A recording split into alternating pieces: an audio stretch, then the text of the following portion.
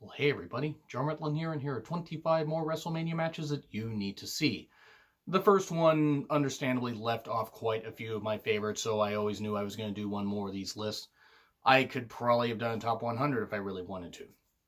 But I really didn't have the time to do that, and that would have taken up probably, I'd say 5 to 6 shows if I really wanted to get into detail.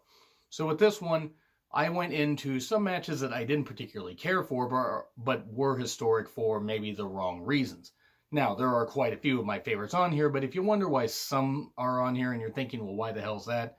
Well, just keep that criteria in mind. Now, this will probably be the last WrestleMania themed show that I do for this year, simply for the fact that there's only about just over 2 weeks left until Mania 35, and I got a lot of shows and I got a lot of stuff planned.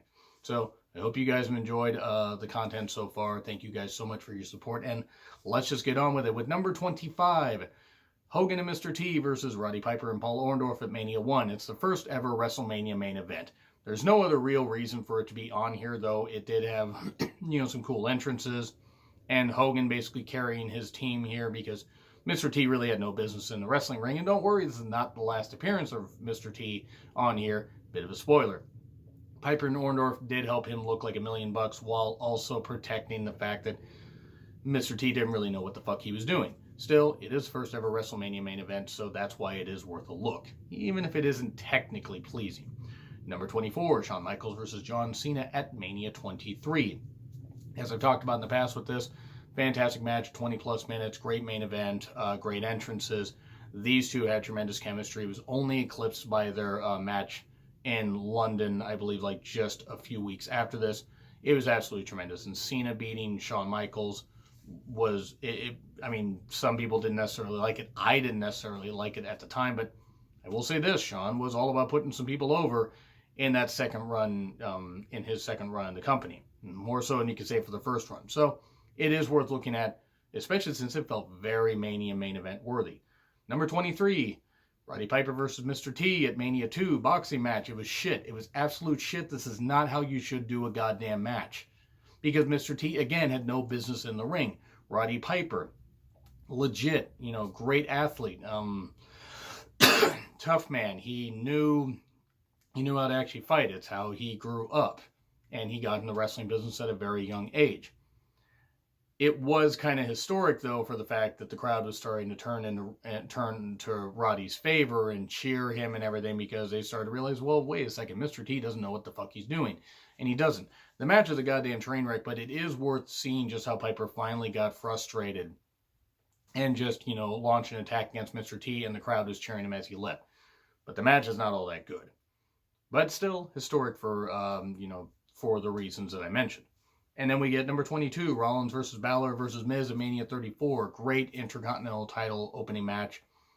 Technically opening the main card since, they've been doing pre-shows and all that. I almost thought of ranking all the pre-show matches from worst to best, but then I would have to figure out the criteria on that. So who knows? This was really goddamn good, though. The flow that these guys produced, the fluidity, the amount of great matches that these three had individually with each other, but just putting them all together, these three workers in different styles and everything, and you're thinking, oh, can Miz really work well with these guys? Oh, he can.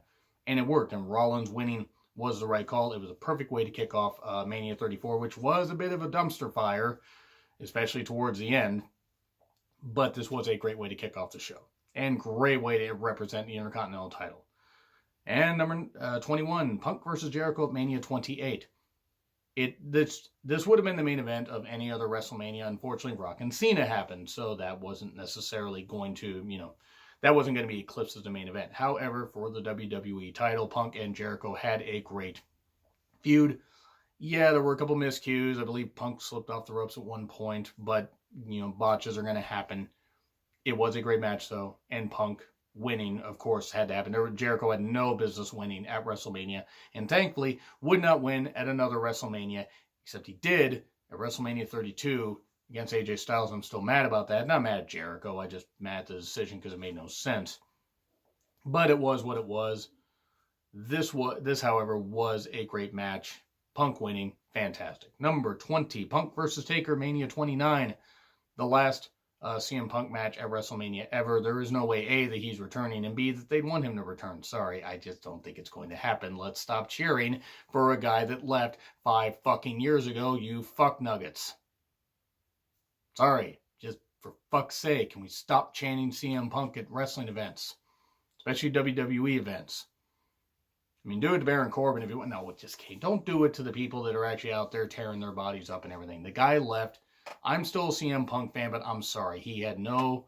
He's not worth them cheering for. And I know at this point is just cheering, or it's chanting that because you're frustrated with stuff. That's fine. But just, I don't know.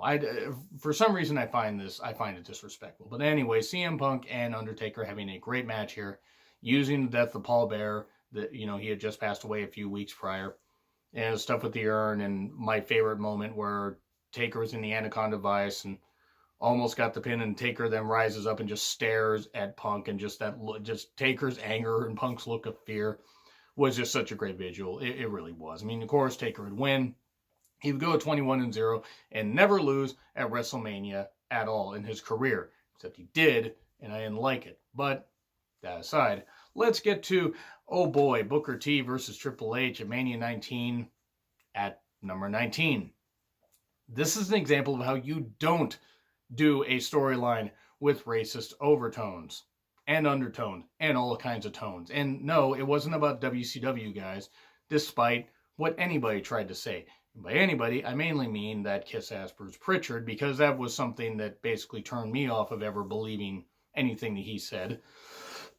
By saying that, the Triple H Booker T storyline was not a racist storyline. Now, whether creative intended it to be that way or not is up for debate. This was a goddamn racist storyline. Someone like you will never be champion. Fetch me a towel. People like you are here to make people like me laugh.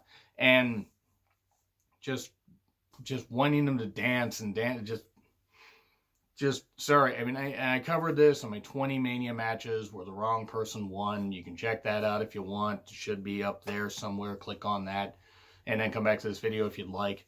But I absolutely hate it. The reason I say watch it is because you can see an example of a crowd being totally deflated. Now, whether Booker would have had a long reign or not is anyone's guess, but Booker should have won here. Because it left him flat. It didn't do anything for Triple H's title reign. All it just had him do was beat another WCW guy. It was absolute shit. And it will continue to be absolute shit, and one of the most anger-inducing moments that I've ever personally experienced in wrestling. And there's one thing to get angry for the right reasons. We're okay. I know the babyface is going to get him back the next time. But after weeks and weeks and weeks of this kind of bullshit, Booker T should have won. And he didn't. And that bothered me. And it's still going to bother me for however long I keep watching wrestling, which, unless something suddenly happens, is going to be the rest of my life. Number 18, the IC title ladder match at Mania 32.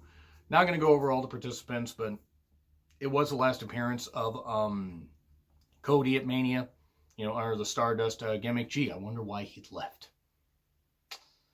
Good on him for leaving and actually getting something, going to get something in New Japan, Ring of Honor, and all over and everything. And now, hopefully, All Elite Wrestling does well. Though they still haven't had a show yet as of the recording of this video.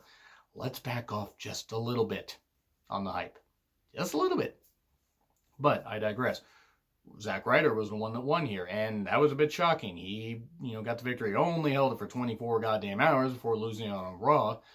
But that was the main reason why I put it on here. It was a car crash. It was great moments. Even Sin Cara did well here. Owens and Zayn trying to murder each other on ladders. There was some great, great stuff here. It was really enjoyable and a great car crash. And the second best match at WrestleMania 32, the best match, of course, was Becky versus Charlotte versus Sasha. And you can fight me on that, but that was the best match of that show. And then we get to number 17, Taker versus Batista at Mania 23. I've done so many of these lists sometimes that I'm afraid, like ranking lists of like Undertaker's WrestleMania matches and various others and world title matches and this kind of stuff, that I'm afraid I might repeat myself here. So if I repeated myself with any of these, I do apologize, just so you know. But This was a match that deserved to be way higher in the card than it was. And unfortunately, it wasn't. Now, it was still a great match. Batista showing up and doing really well against The Undertaker. Undertaker hoisting the world title 10 years after he hoisted the WWE title by beating Sid in a much less enthusiastically received match because it wasn't very good. But here, he won the world title and then won the world title the next year.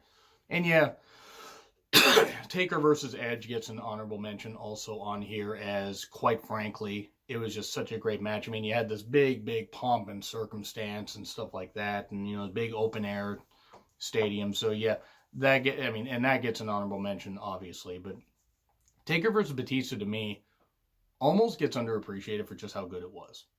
And, I mean, still is. I mean, like, I can watch it and really appreciate it. And I didn't think it was going to work all that good.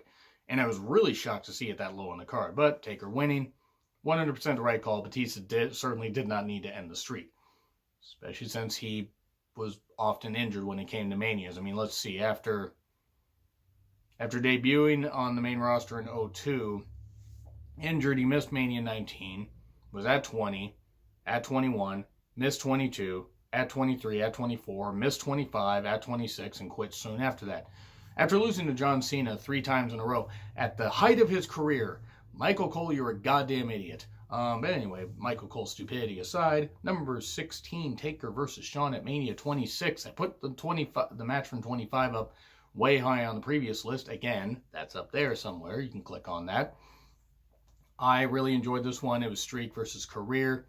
Shawn just, you know, slapping Undertaker, getting that spiked tombstone, that jumping tombstone, 1, 2, 3. The match itself was absolutely fantastic. I can't say enough good things about it. Go watch it after this video, perhaps. But or have 2 things going on. See if you can be like me or be unlike me and actually pay attention to 2 things at once. So then we get to number 15, Benoit versus Triple H versus Shawn at Mania 20. Okay, Benoit's murdering, you know, instincts aside, this was a great match. And it was a crowning achievement for Benoit's career, and it was wonderful, and it was well done, and the pacing of it was great, and Triple H and Shawn, unlikely allies, teaming up to beat up Benoit. It was great stuff. It really was. Nothing more I could say about it. Benoit winning the title, Benoit and Eddie hugging at the end. It was just great, and it is well worth seeing. One of the best triple threat matches WWE has put on in the last 20 years at least. I mean, I'm trying to think of other ones.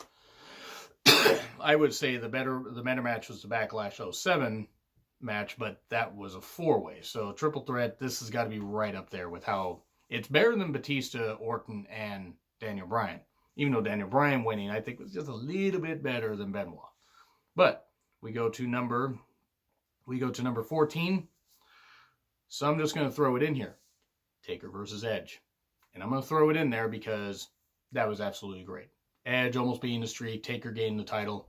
It was wonderful. It was goddamn wonderful. It was everything that you need. Edge showing up, them kind of, you know, extending their feud while culminating a big part of it after Edge had screwed over Taker before. So, you know, like in the previous year. So it was great stuff. So now we go to, and one of my favorite, if I had to do like 20 underappreciated WrestleMania matches, that would be up there. I think that one often doesn't get the love it should. Number 13, Savage versus Hogan at Mania 5. See, this is where I'm afraid about the repeating once I get to some of these matches that I've talked about them so goddamn much on these lists. But I, for the life of me, cannot state enough just how much I love this match and how much I wish that Savage had been able to get the victory. I mean, yeah, they told a story and everything, Hogan wanting to beat Savage finally and all this, and even though they were buddies, and even though Savage was the one that was better than Hogan, and always will be, he'll always be better than Terry. But anyway, it was a great match. I just wish Savage could have retained, but still, can't deny that this match isn't well worth seeing. Great Mania main event, one of the best Mania main events, like I would say, of the 80s and 90s. I'd rank this top 5 easily. From like 85 to like, you know, 1999, this has to be top 5. If not top 3. But again, my opinion. Then we move on to number 12, Triple H versus Taker at Mania 28. Shawn Michaels is a special guest referee. End of an era. Sure, Shawn's antics and acting It's a little over the top, a little bit over the top. Okay, a lot over the top. But still, it was everything you could hope for. It was hardcore in a PG environment and everything, and I could do an unpopular opinion on the PG era and people saying about this or about that, but oh, it's the worst thing in the world. It's this kind of stuff. I might do that at some point, possibly. We'll see. I might even talk about it. And release that sometime next week if I feel like it. But this was an example of how you could do hardcore in a PG environment. Yeah, there wasn't blood, but there was a lot of brutal shots and everything. And Taker getting the victory. That one spot, though, before Taker got the victory, the super kick into the pedigree combo. I really need to stop thinking of moves together, or otherwise I'd come up with super gree, which I almost did, and I just did now. But that was cool. I almost thought the streak was over. But then Taker gets the victory with a big old, tombstone. It was good stuff, though. It made up for the Mania 27 match, which I'm not going to say I hated, but I didn't love. And then we move on to number 11, Batista versus Triple H at Mania 21. Fantastic. Batista getting the goddamn victory, beating his Evolution leader, former Evolution leader, since Batista was no longer in Evolution. And apparently could not feel his leg, his right leg or something like that. I think he had nerve damage or a pinched nerve or something, or sciatic, whatever it was. Batista still got the victory and held that title for a good goddamn while, even after jumping to SmackDown. I think he only lost it due to injury. And Angle became champion by beating Mark Henry, or eliminating Mark Henry in a battle royal. And then that led to that horrible Royal Rumble match. Hooray! But this was a great Mania main event. Batista certainly earned the spot. Now, whether Batista was experienced enough didn't matter. This worked. The crowd wanted it. The crowd got it. And it was great stuff. Now we move on to the top 10. The lone women's match on here. Because it's nothing against the women. It's not that the women haven't tried hard, but there haven't been a great amount of great women's matches at WrestleMania. It's gotten better in the past few years. But it's Trish versus Victoria versus Jazz at Mania 19. Victoria should have been in the Hall of Fame this year. And the fact that she's not is pretty goddamn disappointing. I mean, at least as of me recording this. Now, who knows? She might get announced on Raw. I doubt it, which I hate, but I love Victoria. My love for Victoria aside, this was a very good match in Seattle. Great women's three-way where, yes, Jazz might have had a bit of a botch where she was supposed to catch herself on the apron and didn't. And fortunately did not hit the apron because, as we know, it's the hardest part of the ring. But still, you did have Stevie Richards run in and he hit himself with a chair. Trish managing to get the victory, winning unlike when she was unable to win the title a year prior in her home, town, city, country of Canada. Well, I mean, Toronto specifically. But it was nice. Trish got the victory. It was a very good women's three-way match. Then we get number 9, Austin versus Rock, Mania 19. Hello, Mania 19. Good to see you again. This had everything you needed. It was Austin's retirement match. Rock finally got the victory over Austin at Mania. What more could you want? It was great stuff. Rock's antics, heel antics were fantastic. And then number 8, Taker versus Flair at Mania 18. I will forever say that this is the most underappreciated match in WrestleMania history. I will not, in my opinion, I will not hear arguments saying like, oh, you're wrong. Well, it's my opinion. I mean, you guys can think that another match is more underappreciated. That's okay. This match was great. Flair's still trying to prove that he could work with the Elite. That would be weird if he tried to work with the Elite right now. But working with an elite athlete. And Taker, full-blown dick, biker Taker here that I really need to pause less when I mention stuff like that. But it was great stuff. Heel Taker, that big old superplex, Arn Anderson getting involved. Even with the last ride botch, you did have the tombstone and Taker holding up the 10 fingers and going to 10-0 at Mania. Everything you could have hoped for. Number 7, Savage versus Flair at Mania 8. Again, repetitive a bit because I've talked about this one at length. I loved it and it should have main evented, and Savage causing Flair to bleed, getting the win, getting the title, avenging his, all the stuff that Flair said about Liz, which it's kind of bad because Liz and Savage, I believe, ended up divorcing soon after. I don't think she was really with him that much longer after this. I think it was her last TV appearance. Like her last pay-per-view appearance, because she wasn't there for SummerSlam. Because I think they had divorced by then. That was a shame. But that aside, great match. Really should have main evented. And Heenan's commentary, his pro-Flair commentary, was just absolutely great. Him and Heenan. There's a quick little side thing. Him and Monsoon. It was great because Mr. Perfect kept interfering, but despite that, Savage still got in. And then Heenan ran off, like, you know, after the match and talked to Flair, and then came out, like, during one of the matches and said, like, you know, we're going to regroup and we're going to do this, or we're going to get the title back. And Monsoon's like, yeah, and how many of you will it take you to get the title from Savage? Mr. Perfect was in the ring as much as Ric Flair. Heenan's like, I'm a broadcast journalist. Monsoon's like, you're a liar. And just they start going back and forth, and Monsoon's just shouting at him, you're a liar. You're not going to get me upset. I miss those. I miss the commentary duo. Comedy duo too. They were great. Their commentary made this match, but also the action was great, and the drama was great. And by God, it should have main evented Mania 8. But that aside, we go to number 6. Orton versus Rollins at Mania 31. The best RKO ever. The Evan Bourne one is a close second. And that's my opinion. I mean, I could certainly see why people like the Evan Bourne one. I just personally love the one that they did with Rollins. The match was great. It was Money in the Bank, you know, holder Seth Rollins versus Randy Orton. And would this be the last time that Seth Rollins' you know, crowning moment at Mania? No, he would actually end the night as champion. So that was pretty cool.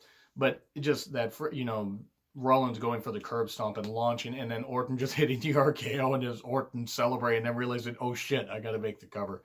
That was pretty good. I don't necessarily like Orton as a person. I mean, just from the way he sounded in interviews and just his prickish behavior. But by God, that was a great spot. I got to put that over.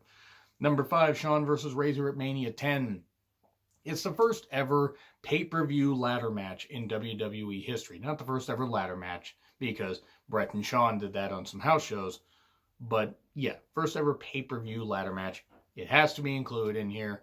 Shawn shined, so did Razor. Razor became the undisputed Intercontinental Champion, and then lost it to Diesel a little bit later, because Shawn had the title, but then he got suspended, and Shawn held on to the title. Razor was crowned the new champion in a battle royal, and then after facing Rick Martel and on the subsequent Raw, which was pretty good. I remember that being a good moment. So Razor held the title for about 6 months, but just still, I just still find it funny that he has this big moment. He's holding both the titles and everything, holding them both up and everything, and then he loses a Diesel like on a Superstars taping like a couple of weeks later, maybe a week later. It was what it was. Yes, Diesel actually was Intercontinental Champion, which I actually tend to forget about. But then we get to number 4, Triple H versus Bryan at Mania 30, the second best opening match in WrestleMania history. And for those that are wondering, yes, I did every open WrestleMania opening match ranked from worst to best. I did a video of that. You guys can check that out. It's on a playlist that I'll have at the end of this video. And I personally enjoyed that, but this was great. Bryan and Triple H, this is what Triple H should have been doing years before, is putting people over.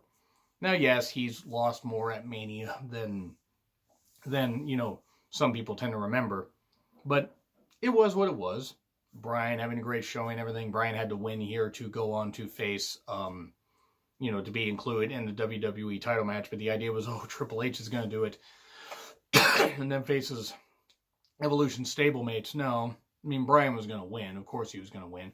We're probably going to get a repeat of something like that, this at, you know, Mania 35. Watch, they're going to make it Kofi versus Big E versus Xavier at, you know, in the opening match. And then whoever wins gets to face Daniel Bryan later. They're going to watch them do that. It would be stupid, but watch them do that. Anyway, yeah, Triple H and Daniel Bryan cut a great pace. So Daniel Bryan got the victory. Big old running knee. 1, 2, 3. Mania 30 off to a good start. Number 3, Kane versus Taker at Mania 14. Easily one of Kane's best matches at WrestleMania ever. I don't really think there's any argument with that. Kane hasn't had the best track record of Mania, and been used the best of Mania, but still, it was his first Mania match. He obviously had been wrestling years before, but he never got to be there as Isaac Yankem in a match or be there as Fake Diesel, thank God. But it was a good match, though, and it was two movie monsters just crashing into each other and everything, and Taker having to do everything he could to take down his little brother, or his bigger brother, because I think Kane's like an inch or two taller. But still, it was good stuff. 3 tombstones, kept Kane down. So the streak continued, even though it wasn't really much of a streak at that point. But it wasn't the last time that Kane and Undertaker would face off. Number 2, the triangle ladder match between the Dudleys, the Hardys, and Edge and Christian at Mania 16, or WrestleMania 2000. Wonderful, great spots with ladders, tables, chairs. Jeff almost murdering himself, doing a swanton off a ladder, through Bubba Ray, through a table. Matt Hardy laying on a table off the ladder that looks like it explodes. Edge and Christian gained the victory. Some great stuff. Just, yes, TLC 2 topped it, but this is where it began, and it was really good stuff. And number 1, Brett versus Shawn at Mania 12. Because what else would I recommend? I like long matches. Don't try to change me. It was a great, great contest. 1 hour and like 1 minute or something like that. I forget how long the overtime went. I may have to watch this at one point. I might watch it. I might watch it tomorrow. I might watch it just on our day off. I could watch this match I could watch this match like a couple times in a row and not get bored with it. And I know that sounds kind of funny, but it's two of my favorite wrestlers of all time, but especially since it's Brett. Brett's my favorite wrestler of all time. It's hard not to include him in on stuff like this. I personally loved it. And really, I can understand why some people might be divided on it, but I personally loved it, and that's why it's here at number 1. So yes, I've done 50 matches now, 50 WrestleMania matches that you need to see. Now, obviously, if you tried to watch every single one of these, you need a lot of time on your hands. But these are just suggestions. Please leave your suggestions in the comments, and like, share, subscribe. Twitter handle in the description. I'm John Ritlin. I will see you soon.